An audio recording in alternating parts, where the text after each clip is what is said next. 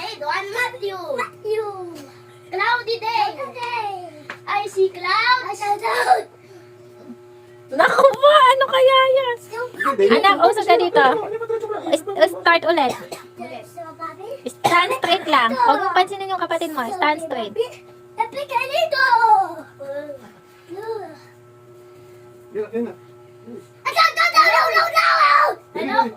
Hello everyone. My name is Bihan DJ Salino from grade 1 Matthew. Cloudy day. I see clouds. They look so puffy. Big and little. Light and fluffy. Clouds block the sun. They bring some shade. Look really closely. See what pictures are made. I really can't find a cloudy day. But look out. Rain could be on the way. Thank you. Ikaw daw, baby. Hello, everyone. My name? Hello. There is puppy. Big and little? Puppy. Anong big and puppy? Ew, that's gross. Gross pala yung tenga ni Tito.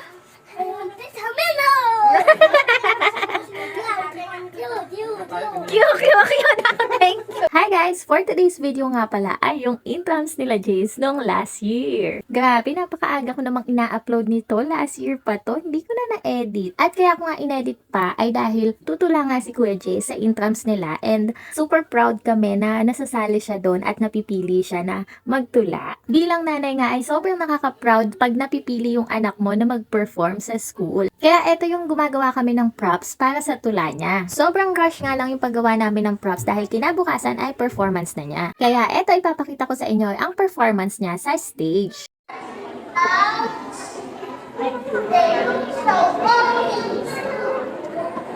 Big and little, light and fluffy, clouds from the sun, they bring some shade. Look really closely, see what pictures are made. I know the cloudy day, rain will be on the way. Thank you. After nga niyang tumula ay eto yung muse at escort naman ng intrams. At eto nga kamami ko talaga namang pak na pak ang pagtuturo sa kanyang anak na kasali. Hindi ko na nga na-videohan yung anak niya kasi nga mas tuwan-tuwa ako sa kanya. At dahil nga sa galing magturo ng mami niya ay talaga namang panalo si Queen sa kanyang rampa. Worth it na worth it nga lahat ng turo mo mami dahil nag-title nga ang iyong anak. Congratulations Queen!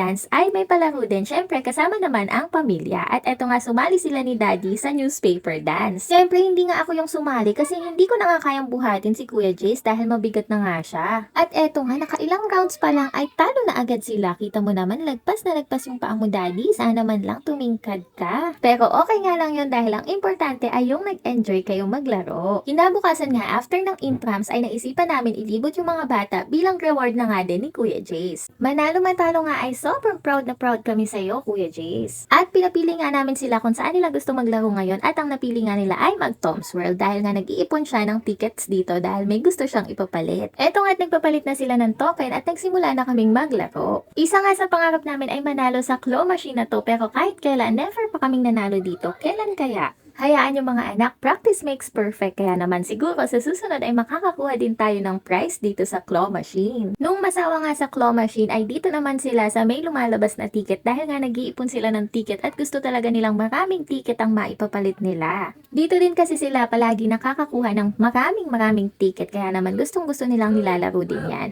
At syempre nung masawa nga din sila dito ay nagpunta naman din sila sa ibang laruan at eto nga si Baby sumakay dito sa kotse. Hindi na nga trip ni Kuya Jace yung pagsakay-sakay dito dahil hindi na nga daw siya baby kaya hindi na siya sumakay. Kaya ayan si Baby na lang mag-isang sumakay. At pagkatapos nga bumalik pa rin sila dito sa maraming ticket na lumalabas dahil nga gusto talaga nilang makaipon ng maraming ticket at ipapalagay nga nila sa card dahil nga nag-iipon sila ng maraming ticket. Mga 2,000 na tickets nga yung kailangan nila kaya tuwing maglalaro kami ay pinalalagay lang nila sa card yung tickets nila. Eto nga't pinapabilang na nila yung tickets nila dahil uuwi na nga din kami. So dito ko na nga tatapusin ang aking vlog. Salamat sa panonood. Bye guys!